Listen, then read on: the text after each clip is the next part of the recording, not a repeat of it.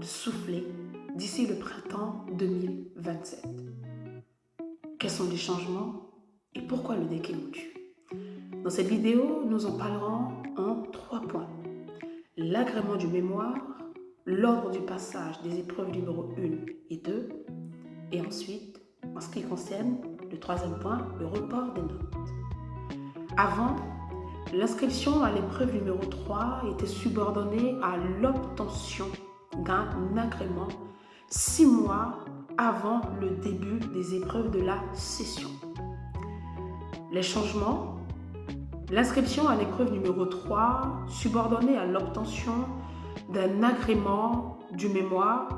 Si nous avons un refus ou une demande de modification, nous pouvons le redéposer dès que possible. Qu'en est-il de l'ordre de passage des épreuves? Avant, lors de la première inscription au DEC, les candidats avaient une obligation de s'inscrire aux épreuves numéro 1 et numéro 2. Qu'est-ce qui a changé? Cette obligation disparaît, donc ici le candidat s'inscrit dans l'ordre de passage qu'il veut. Il peut passer l'épreuve 1 comme l'épreuve 2 ou même décider de passer les deux en même temps. Qu'en est-il de la conservation des notes? Avant, les notes étaient reportables sur demande pendant 8 sessions. La rénonciation au report possible, donc abandon d'une note qui est supérieure ou égale à 10 pour ici pour retenter l'épreuve. Mais qu'est-ce qui a changé? Toutes les notes qui sont supérieures à 10 sont conservées automatiquement pendant 8 sessions, sans possibilité de repasser l'épreuve.